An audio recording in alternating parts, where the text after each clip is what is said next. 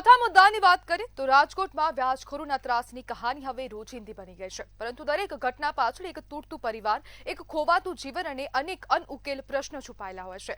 કેવડાવાડી વિસ્તારમાં રહેતા રિક્ષા ચાલક અમિતભાઈ તન્નાની કહાની પણ એવી જ છે. મહેનતથી પરિવાર ચલાવતા એક સામાન્ય માણસની જે વ્યાજખોરોના દબાણ સામે હારી ગયો. કહેવામાં આવે છે કે દેવું માત્ર પૈસાનું નથી હોતું, એ માનસિક પીડાનું દેવું પણ હોય છે. અમિતભાઈ પર વ્યાજખોરોની ધમકીઓ અને અપમાન એટલું વધ્યું કે આખરે તેમણે ઝેરી દવા પી જીવનનો અંત લાવ્યો. મૃતકની પત્ની કહે છે કે એક જ થાળીમાં જમનારા લોકો જ દગો આપી ગયા. આ ઘટના પરથી સવાલો પણ થાય છે કે આ ત્રાસનો અંત ક્યારે આવશે? ક્યાં સુધી લોકો પોતાને સાચા સાબિત કરવા માટે મોતને પસંદ કરતા રહેશે? અને વ્યાજખોરોનો આતંક સતત વધી રહ્યો છે, જેના કારણે અનેક લોકો હવે આપઘાત કરવા માટે મજબૂર બની રહ્યા છે. આવી ઘટનાઓ દિન પ્રતિદિન સામે આવે છે. અમદાવાદ, વડોદરા હોય કે પછી સુરત જેવા શહેરો હોય, ત્યાં પણ આવા વ્યાજખોરોના ત્રાસની ઘટના સામે આવતી હોય છે. પોલીસ પ્રશાસન દ્વારા પણ કાર્યવાહી કરાય છે, પરંતુ અહીંયા પ્રશ્ન પણ એ જ ઉભો થાય છે કે આનો અંત ક્યારે આવશે?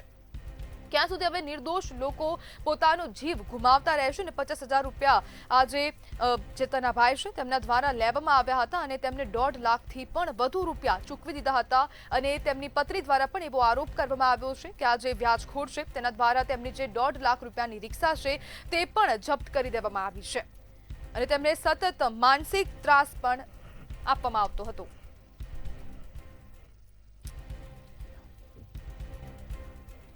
આજ મુદ્દે આપણી સાથે એડવોકેટ રક્ષિત કલોલા જોડાઈ ગયા છે. રક્ષિતભાઈ, વ્યાજખોરોના ત્રાસથી વધુ એક વ્યક્તિએ જીવન ટૂંકાવ્યું છે, શું કહેશો? આ છે ને, આ મુદ્દો એક વ્યક્તિનો નથી પણ સમાજનો છે. સમાજનો એટલા માટે છે કારણ કે રાજકોટમાં અત્યાર સુધીમાં, એટલે માનો કે હું અહીંયા સરકારી વકીલ તરીકે 15 વર્ષથી છું, મેં એવું જોયું છે કે લગભગ 150 થી વધુ ફક્ત વ્યાજખોરીના કારણે લોકોએ આત્મહત્યા કરી હોય. વ્યાજખોરીના કારણે આત્મહત્યા એ ખરેખર ખૂબ ગંભીર ઘટના કહેવાય.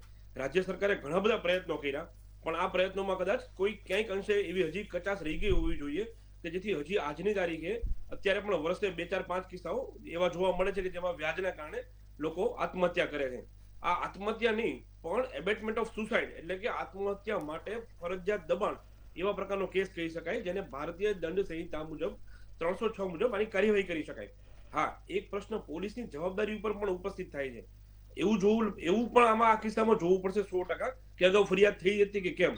જો અગાઉ આ માણસે, ગુજરનાર વ્યક્તિએ જો અગાઉ ફરિયાદ કરી હોય પોલીસને અને જો કઈ પ્રયત્ન ન થયા હોય તો 100% પોલીસની નિષ્ક્રિયતાનો મુદ્દો પણ ઉભો થશે. આ કિસ્સામાં તો એવું પણ બન્યું કે વ્યાજખોરોએ આની પાસેથી ચેક લઈ લીધા હતા, કોરા ચેક, તો અલગથી ચેક રિટર્નની ફરિયાદ કરવા એની પણ દબાવવાના મુદ્દે આવે, તો એ પણ ખરેખર ખૂબ ગંભીર ઘટના છે. તો આવી રીતે જયારે વ્યાજખોરીના કારણે જયારે નાના લોકોને જયારે બનાવવામાં આવે તો એની ઉપર ગંભીર કાર્યવાહી થવી જોઈએ. ફક્ત એવું જ નહીં કે ભારતીય દંડ સંહિતા, પણ ભારતીય દંડ સંહિતાની અલગ અલગ કલમો ઉપર આની થવી જોઈએ. આ કિસ્સામાં તો એવું પણ બન્યું છે કે આનો વિડીયો એને પોતે મૂક્યો છે, તો એને 100% ડાયરેક્ટ એવિડન્સ, એટલે કે ડાઇંગ ડિક્લેરેશન તરીકે આ આરોપીને સખતમાં સખત સજા મળે એવું આમાં 100% થઈ શકે. એટલે આમાં તો બહુ ગંભીર ગુનો કહેવાય. રાજ્ય સરકારે, હું તો એવું માનું છું કે દર વર્ષે એકવાર એવી ડ્રાઈવ કરે છે કે જે દર મહિને 1 મહિનો ચલાવે, પણ એવું કેમ નથી શકે કે રાજ્ય સરકાર સતત આ ચાલુ રાખે કે જેથી વ્યાજખોરીથી આવી નાની રકમ 25,000 જેવી રકમ માટે કોઈએ પોતાનો જીવ ગુમાવી દેવો પડે, તો એ ખરેખર ખૂબ ગંભીર ઘટના કહેવાય અને રાજ્ય સરકારે એની નોંધ લેવી જોઈએ.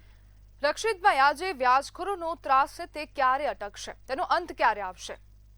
મેં આપને જણાવ્યું કે રાજ્ય સરકાર 1 મહિનો ડ્રાઈવ કરે છે કે આખા રાજ્યમાં વ્યાજખોરી ઉપર તૂટી પડે છે, પણ એવું શા માટે કે એની સ્પેશિયલ ડ્રાઈવ થાય?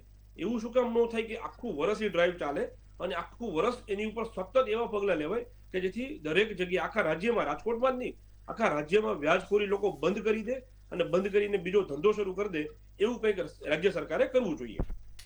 જી બિલકુલ. રક્ષિતભાઈ, જોડાવા બદલ આપનો આભાર.